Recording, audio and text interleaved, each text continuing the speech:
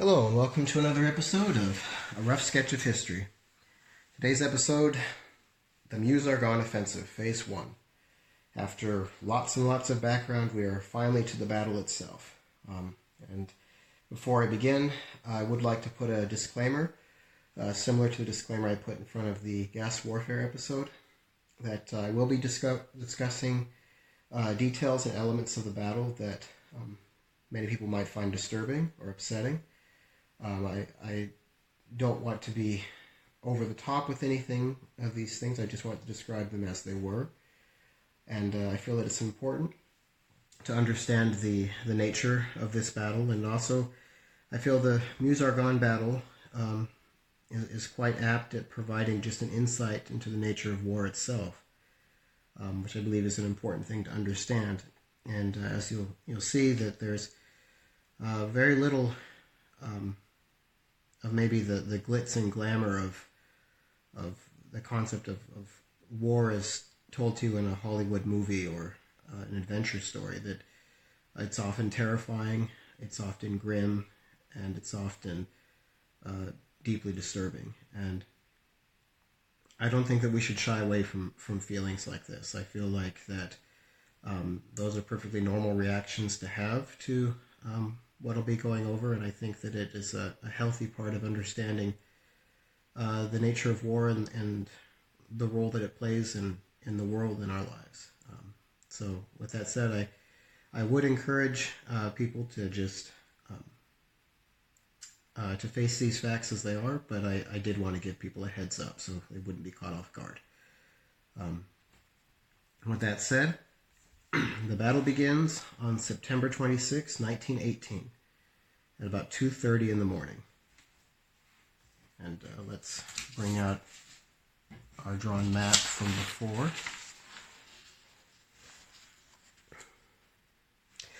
Just a quick rundown of the geography again to remind you from the previous episodes. This is a map of the Meuse-Argonne battle. This is sort of a two-dimensional cutout or a side cut. Over here we have the Argonne Forest. We have the Meuse River, the Aisne River, Montfaucon. Through here we have scrub forest and rough terrain, particularly around the towns of Romage and Cunel. Here we have the heights at Baroncourt, sort of a ridge that starts to overlook open plains. The two-dimensional map will kind of give you a sense of it as well, that you have the Argonne Forest over here. Make that a little more of a forest. The Aisne River. The Aisne River with a road that runs parallel. You have the center region of the focus of the battle, which is again rough hills, patches of forest. The Meuse River, and then also a road passing through the center and near the Meuse, and then the heights of the Meuse, which again scrub forest, rough terrain.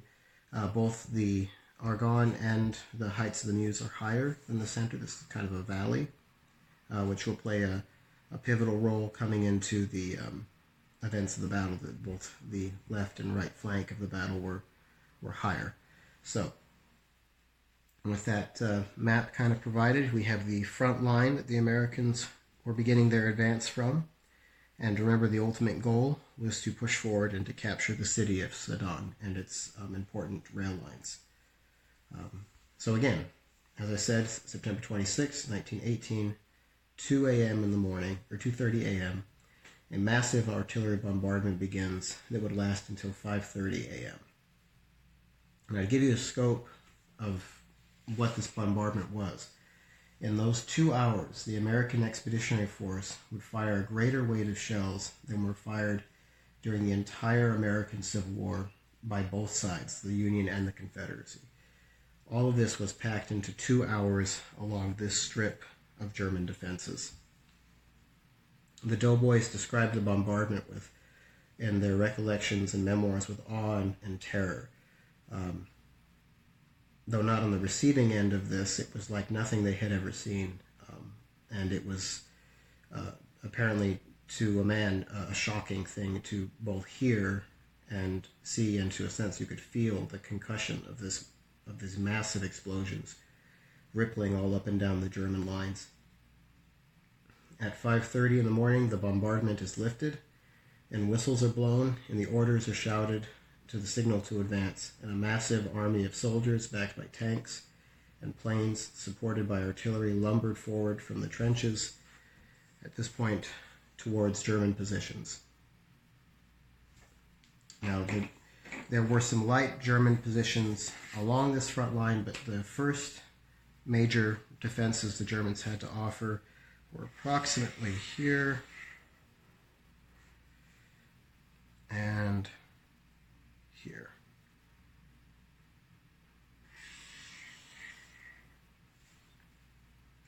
And if you go back to our video about German defenses, you'll get a sense of what these were like, though these were somewhat lighter than the Hindenburg line, which we described in more detail. The basic premises are the same. Now, prior to the bombardment, American combat engineers had snuck forward in the dark and had laid white tape down to mark dry ground for the advance, and where there was no dry ground, they laid down boards over marshy soil to speed the advance. But between the artillery and the advance of hundreds of thousands of boots, neither of these attempts were particularly helpful. The first line of the German defenses were shattered under the weight of the artillery fire. Between the artillery and the tanks, the Germans that remained could do little to slow the advancing doughboys. Promising gains were made, up to 5 miles in places, on the 26th. At this rate, the Americans would be in Sedan in a week or so. So things were going well, or so it seemed. But there were signs of, but from the get-go, there were signs of what was to come, and it was becoming more and more apparent that this would not be a simple fight, as initially the advance into the Argonne had been slow. This was expected, given the terrain, but the rest of the army was pinned by the movement in the Argonne, because the Argonne, as you saw here, is higher than the Central Plains. So if the troops in the center were to advance forward too far, they would receive fire from both directly towards them, the enemy they were advancing in, and on their flank with artillery. They could look down and rain down accurate bombardments on their positions. So even though the center soldiers could have moved faster, they were shackled to the slowness of the dense Argonne forest, or the troops advancing in the dense Argonne forest. Similarly, we have Montfaucon, which was like an ancient castle blocking the American Expeditionary Force's path. Had a commanding view of the whole battlefield in all directions, and it could direct artillery by use of telephone and other signals down on the Americans with deadly accuracy. If any advance were to move forward, Montfaucon would have to be taken. But the units that were assigned to this task, the units that would have been right here, were inexperienced, even by American standards. Montfaucon was the best defended German position early on in the battle, and to this day, why General Pershing sent his least experienced forces to Montfaucon has been somewhat of a puzzle for historians. Partly because it went so poorly that Pershing doesn't, and the other generals don't dwell on it much in their post-war writings, so we're left to speculate. My best guess that I could give, which again this is just my opinion, so take this for what it's worth, is that most of Pershing's best units had just wrapped up fighting in the San Miguel salient, as we mentioned in the previous video, a few days before. Which is important to note, this was not a few weeks before, a few days before. And they were tired and they had taken casualties. The units sent to Montfaucon were fresh, though not well trained or experienced in combat. I think that Pershing's hope was that these units would be at full strength so they could absorb the casualties needed to take the mountain. Also, it being the opening stages of the battle, they would have the most artillery and tank and other types of support that they would be able to hope for the remainder of the battle. I think his hope was that this job would be would probably sap their strength, but it would be enough. There would be enough to take it, and then these green units could be rotated back into the reserves, and more experienced units take the fight from there. But that's not really what happened. What ends up happening is that the American forces advance up the mountain and are stopped cold by the Germans, while more experienced units advance to the east and to the west of the mountain. The units assaulting the mountain make no progress.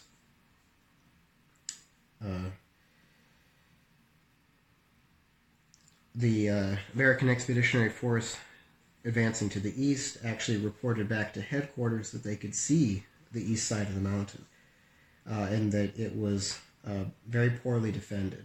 That as I mentioned in the other video, the hopes of the Americans were to push through all of these German defenses before they could be fully manned, and Mount Foucault at this point was not fully manned. But here we see some of the technological limitations at the time. Now, this force here to the east could have taken a quick turn to the west and quickly taken this geological fortress and relieved the poor Americans to the south who were trying to trudge up the hill and attack it straight on. But at this time, as I said before, radio contact could be made by small units. Each units were given lanes of advance. So imagine straight lines moving forward where they were supposed to map on or stay within their maps into these lanes and not veer to the left or to the right. This was especially needed for an inexperienced army like the American Expeditionary Force, which would often need orders from high levels of command to stay organized. If these units started to move out of their lanes to the left or the right, it would become very hard for the commanders to sort out even where all the units were, let alone maintain any kind of effective command.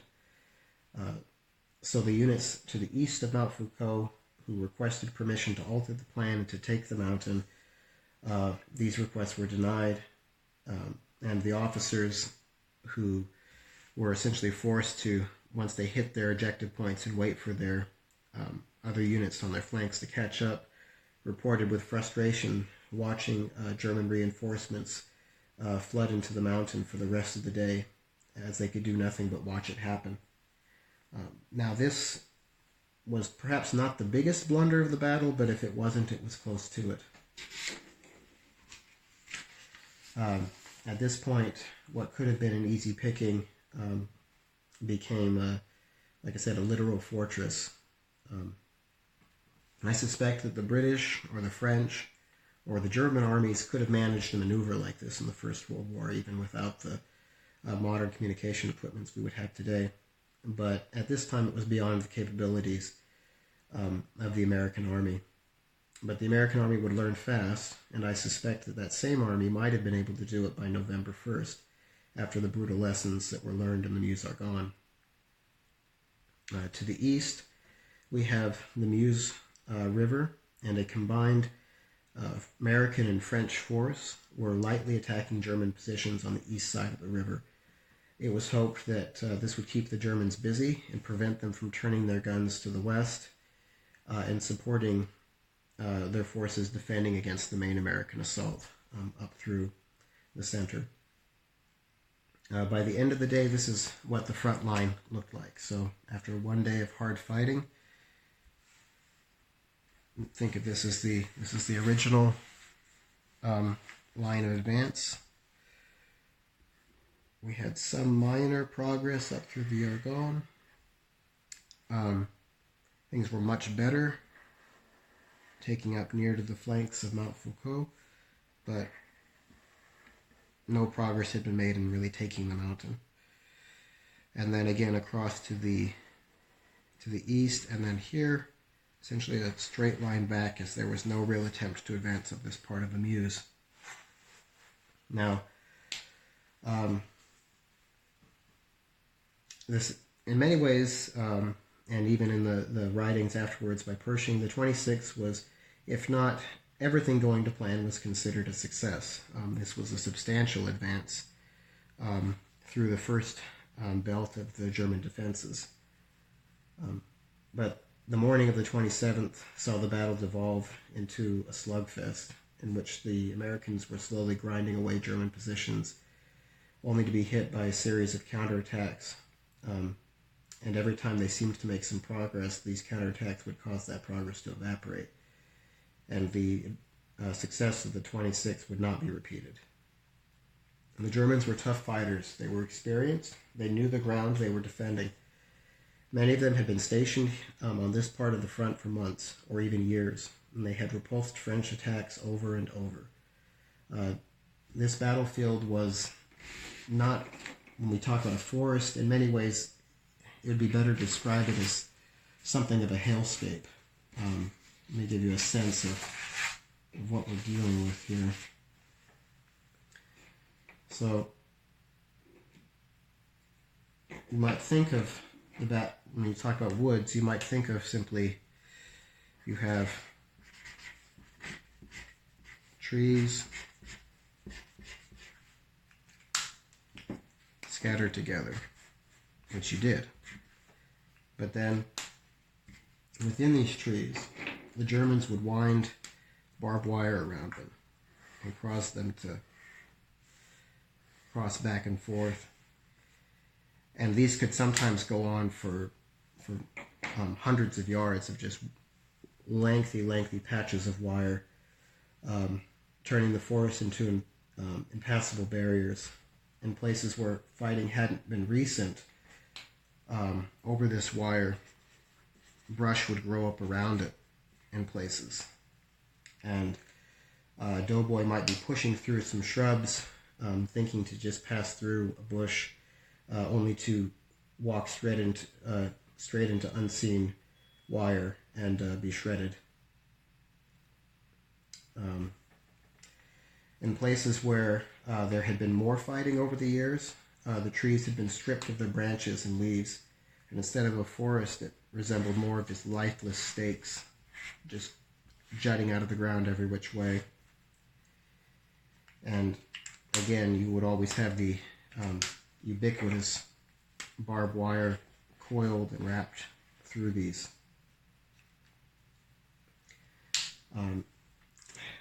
To add to this sort of otherworldly terrain, you had swampy ground that the rains of September hadn't helped.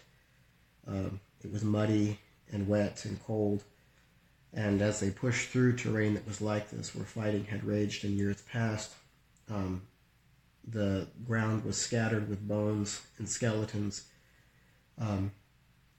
in the woods and underbrush, and tangled in the barbed wire.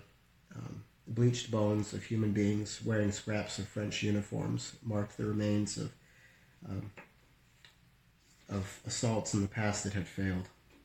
And again, that's something that I've been quite shocked with as I've read, is just the discussion of marching along and simply just seeing literally piles of human bodies that had just succumbed to the elements and were nothing but piles of bones and scraps of cloth.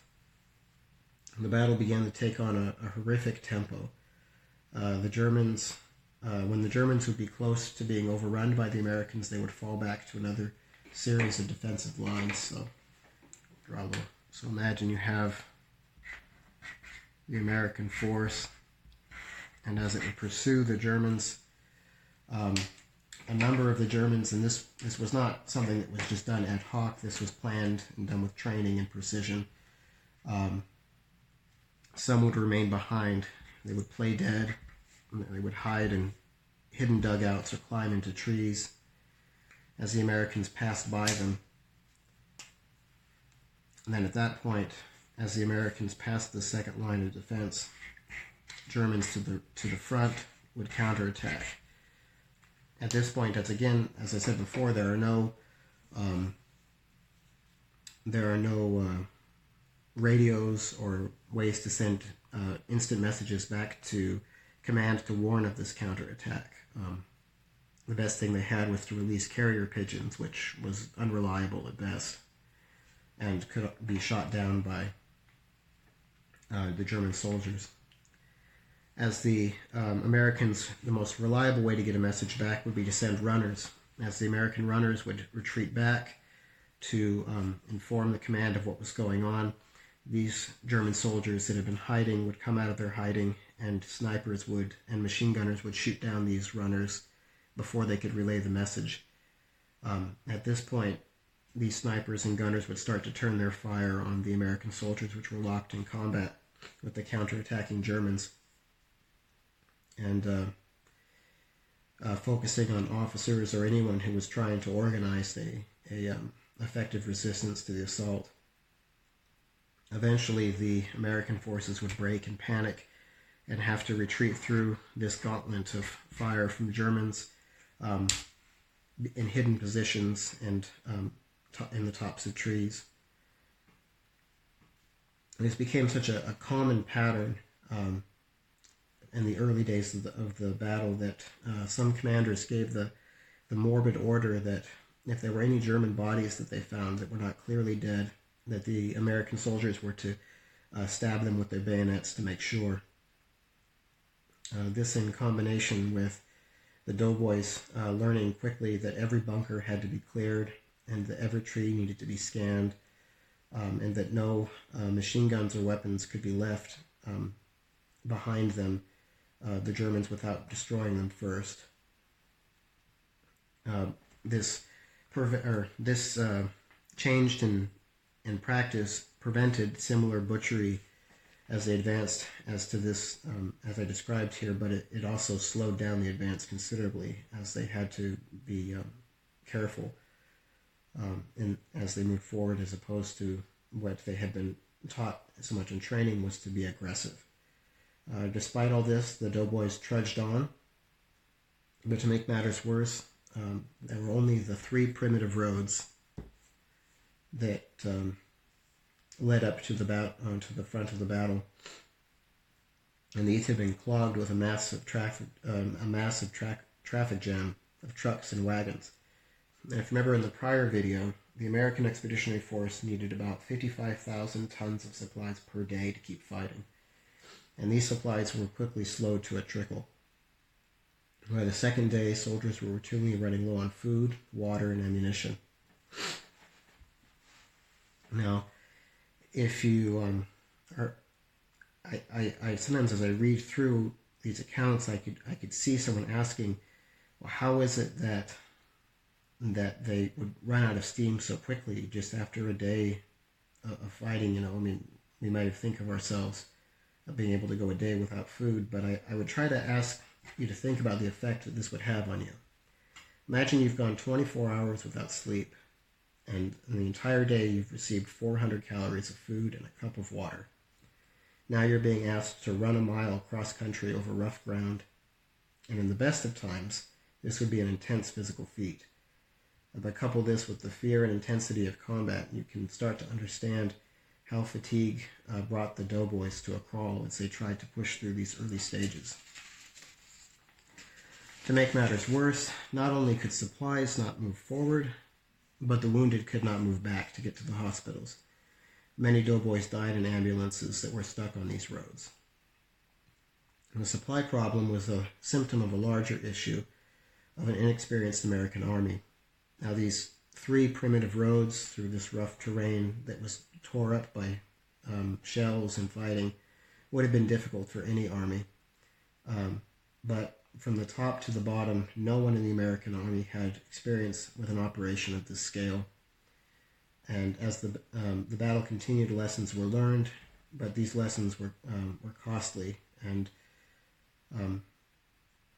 it was a time where literally a day's worth of mistakes could cost thousands of lives. By September 30th, the American Expeditionary Force had taken 2 belts of the German defenses.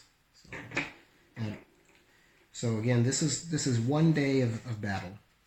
the 20 or on the 26th. Now the 27th, the 28th, the 29th, the 30th, and all that time, this is where the progress has been made. The American line has advanced roughly to this point.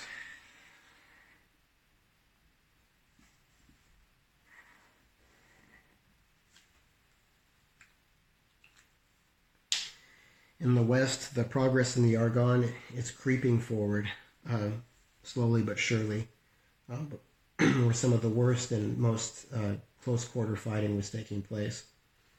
In the center, Mount Foucault was eventually captured, and the advance could resume.